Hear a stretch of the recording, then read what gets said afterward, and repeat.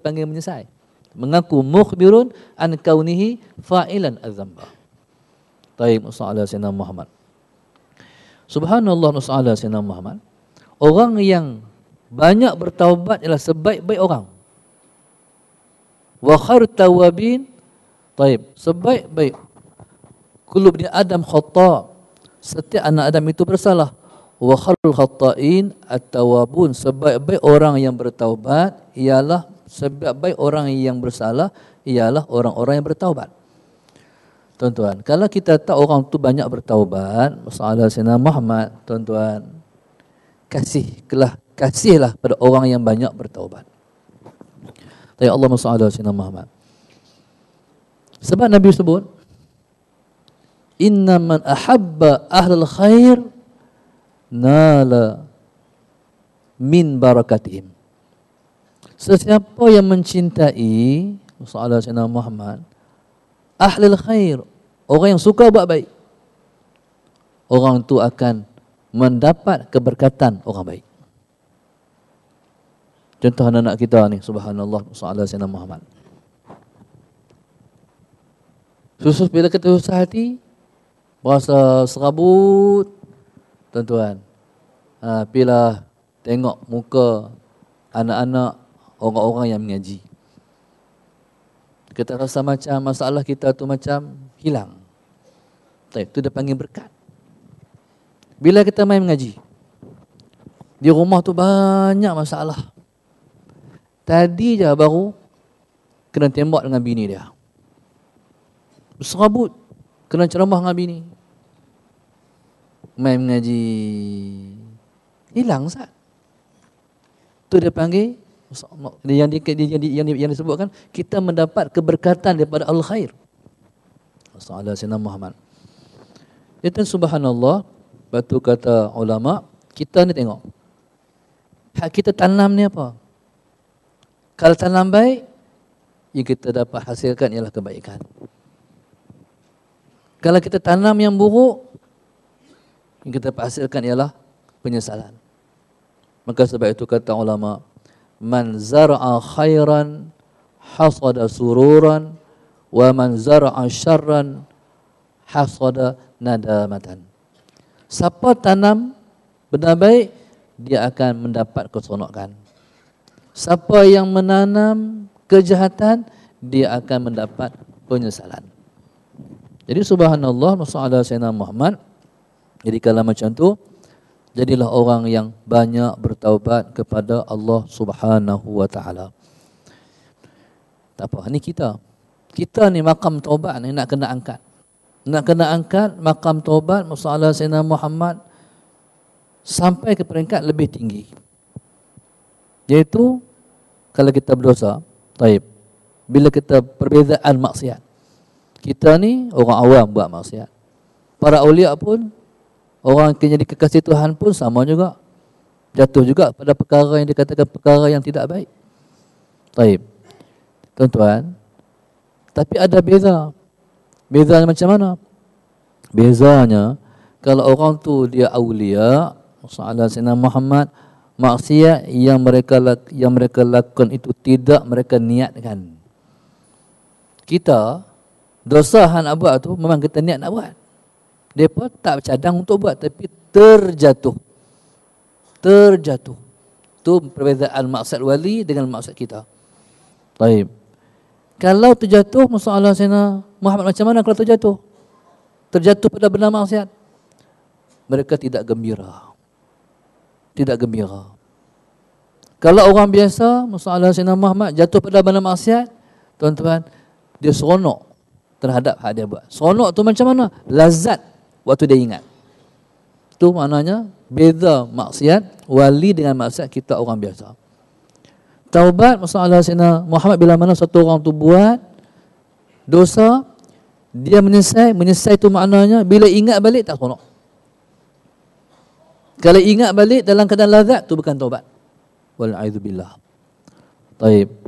Yang seterusnya yang dikatakan maksiat para awliya, masalah Sayyidina Muhammad, kalau mereka jatuh, masalah Sayyidina Muhammad, kalau mereka jatuh pada maksiat, masalah Sayyidina Muhammad, maksiat mereka itu tidak berkekalan. Taib. Kalau orang biasa, dia buat, nak buat lagi. Lepas tu taubat, nak buat lagi. Kerana kata para awliya, mereka tidak terus berterusan di atas pelakuan maksiat mereka kepada Allah Subhanahu wa taala. Qala Rasulullah sallallahu alaihi wasallam, kullu bani Adam khata' wa khairul khata'ina at-tawwabun. Sebaik-baik orang yang bersalah itu ialah orang-orang yang bertaubat. Dalam sebuah hadis yang lain Nabi kita sebut, at-taibu habibur rahman, at-taibu minadz-dzambi kama la dzambalahu. Orang yang bertaubat itu kekasih Tuhan, dan orang yang bertaubat itu yang disebut dengan habibur rahman ialah seperti orang yang tidak memiliki sikit pun kesalahan. Jadi tuan-tuan, subhanallah, sallallahu alaihi Muhammad, dengan kita melazimkan bertaubat, maka bersihlah hati kita. Hati bersih dengan dua cara. Hati kita bersih dengan dua cara. Yang pertama dengan taubat, yang kedua dengan mengelokkan makanan. Yang pertama dengan taubat, yang kedua dengan memperelokkan makanan. Memperelokkan makanan bukan berarti bagi makan tu sedap-sedap. Makan diperelokkan dengan jaga makanan tu jangan ada unsur-unsur syubhat. Jangan kita makan makanan yang ada unsur-unsur yang haram. Jadi jaga makan itu, hati kita akan bersih. InsyaAllah musa'ala sayyidina. Lepas tu selalu bertaubat. Nabi kita sallallahu alaihi wasallam, musa'ala sayyidina Muhammad, kembali kepada Allah dalam sehari 70 kali ataupun 1 kali. Astaghfirullahalazim, astaghfirullahalazim, astaghfirullahalazim. Tuan-tuan, jadi maknanya itulah yang dikatakan nilai taubat. Bersihkan hati dengan banyak bertaubat. Taib. Orang bertaubat, masalah Sayyidina Muhammad, menyebabkan dia selalu merasa dia dosa banyak. Orang bertaubat ni, sekalipun dia bertaubat, selalu di hati dia, aku dosa banyak. Hatta orang bertaubat ni sekalipun, kalau dia telah menjejaki syurga sekalipun, masuk syurga lah, tuan-tuan, ingat dosa lagi yang dia buat atas muka dunia, tu orang yang banyak bertaubat. Sedangkan dia masuk syurga lah tu. Masuk syurga lah. Tuhan sangat sayang orang macam tu. Syurga masuk dah, tapi dia teringat juga dosa hak atas muka dunia. Ya Allah, Tuhanku, aku dosa banyak pun Engkau bagi aku masuk syurga. Itu dikatakan orang yang banyak bertaubat selalu bermuhasabah diri dan tak pernah menganggap diri itu baik. Tapi orang yang masalah Sayyidina Muhammad yang kurang bertaubat, taib, perasaannya sebaliknya. Orang yang bertaubat, perasaan yang Tuhan bagi kat dia selalu rasa kecil. Selalu rasa lekeh. Jadi dosa ni menyebabkan kita rasa kita ni lekeh. Kita ni hina, kita ni kecil. Orang yang takabur, masalah Sayyidina Muhammad, orang yang besar diri, orang yang ego, ialah orang yang jarang muhasabah tentang diri dia. Taib, subhanallah, masalah Sayyidina Muhammad. Itu saya ingat, itulah sedikit tazkirah kita pada hari ini. InsyaAllah kita pukul 11 dah. Hari ini hari Jumaat dan panjang dah. Dan insyaAllah kita tengok perkembangan dari hadis insyaAllah daripada slide yang akan ditayangkan insyaAllah. Wallahu subhanahu wa ta'ala alam.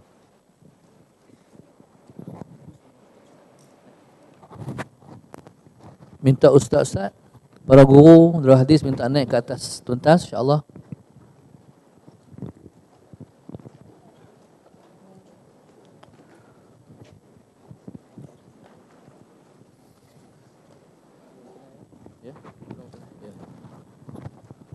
Depan insyaAllah.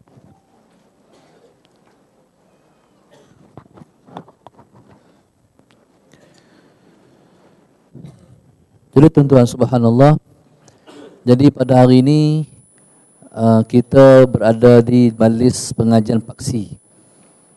Majlis pengajian paksi ini ialah majlis pengajian yang berteraskan kepada hadis. Yang melagangnya ialah almarhum Ustaz Suhaimi Haji Ahmad Sallallahu Alaihi Muhammad. Dan kelas ini bermula dengan 2 orang yang mengajar hadis, iaitu Datuk Syekh Badruddin dan Ustaz Fahmi, Syekh Fahmi Zamzam. Jadi 2-3 malam lepas kami mengunjung ke pusat pengajian Islam di Kodiang Sallallahu Alaihi Muhammad dia itu tempat Datuk Mufti kita. Dan dia menaruh harapan besar pada Darul Hadis. Jadi Darul Hadis yang tumbuh 3 tahun baru naik, yang baru tumbuh 3 tahun ni ialah Saudara Sayyidina Muhammad satu pusat pengajian hadis secara formal selepas pengajian hadis secara umum yang telah berjalan lebih kurang 20 tahun dulu.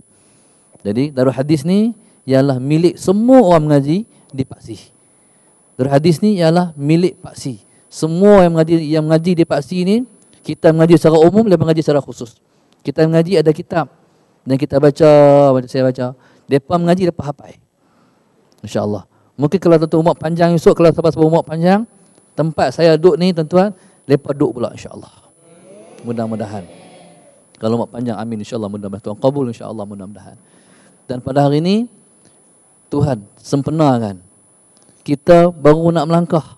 Saya duk fikir-fikir, kalau cepat, kalau hak di sini pun buat, hak Datuk Rahman pun nak buat, hak di gurun tu, subhanallah, masalah sinah, maknanya cepat sungguh. Mana kita duduk bina, sana ada naik. Jadi saya ingat, subhanallah, kita tunggulah dengan izin Allah, buah ni akan masak tak lama dah insya-Allah. Tuan-tuan dengar dia baca hadis tuan-tuan, macam baca Quran tu. Hafal hadis macam hafal Quran. Dia kata-kata, ya Allah Tuhanku, Tuhan kabullah tuan-tuan. Sebab itu subhanallah, masalah Sayyidina Muhammad, benar-benar yang ajib-ajib ni berlaku kiri kanan, berlaku sepanjang masa. Kami Darul Hadis, kita mengaji di sini, ukir malam dan sebagainya, siang hari. Pasal apa? Seperti sana alam ni rasa seronok dengan hadap berlaku ni. Habis-habis mengaji, orang tu bau wangi. Wangi apa kita pun tak tahu. Main mana? Subhanallah. Tapi wangi tu nak cari tak boleh lah. Jadi macam alam ni seronok dengan perkembangan yang berlaku ni. InsyaAllah. Dan sama-sama kita ni adalah para guru kita, guru-guru muda-muda. Semua baru balik Mesir. Tuan-tuan. Jadi subhanallah, masalah Sayyidina Muhammad. Jadi saya kenal ujung sekali Ustaz Syahir. Ustaz Syahir baru balik Mesir. Kemudian yang tengah tu Ustaz Arif juga balik dari Mesir. Ustaz Hafiz, iaitu bahagian Hafiz di Shubra. Lepas tu Ustaz Mujahid keluar daripada Azhar juga. Lepas tu tepi Ustaz Mujahid, Ustaz Azizi juga daripada Azhar bahagian Al-Quran Shubra. Ustaz Sadiq Al-Yamani. Ni seorang ustaz yang memang balik pada Yaman, bukan balik mai pada Yaman. Orang Yaman betul. Jadi kami nak mengaji bahasa Arab daripada dia lah. Dia lah guru bahasa Arab di Darul Hadis ni. Kami di Darul Hadis, kami dalam sebulan, seminggu tu memang siapa pun tak boleh cakap Melayu. Semua kena cakap Arab. Ustaz-ustaz pun kena cakap Arab. Makcik-makcik pun Yusuf kena cakap Arab juga. Tu kena ngaji bahasa Arab tu. Jadi kalau tak reti, tengok kamus Arab kata apa. Cakap bila, dah lama boleh InsyaAllah. Macam di Gontor tu tuan-tuan, yang hebat di Gontor ni, orang kampung cakap Arab. Pasal apa? Sebab bahasa Arab tu insyaAllah. Doa tuan-tuan mudah-mudahan.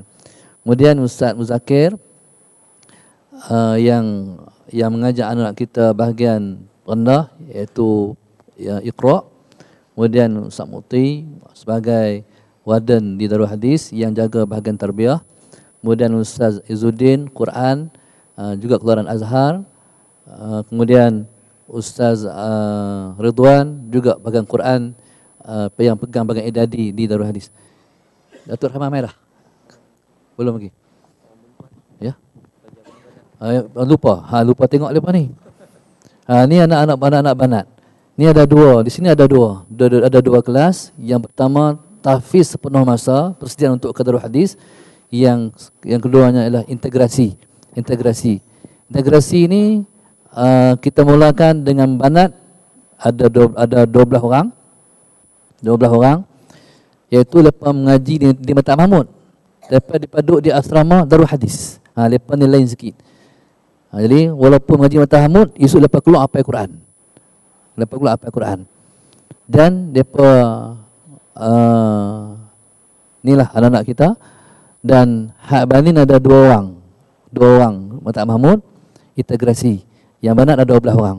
Jadi kalau perkembangan ni Tuhan izin, insya-Allah, maka Tuhan kabullah Mudah-mudahan Tuhan mempercepatkan hajat kita untuk kita melihat hasil buah ini menjadi kenyataan insya-Allah. Barakallahu fikum.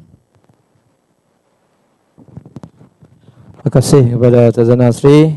Tuan-tuan dan puan-puan, bayangkan, cuba kita bayangkan, tengok anak-anak ni sedang menghafal, sedang memaham, tiba-tiba mati dari hadis.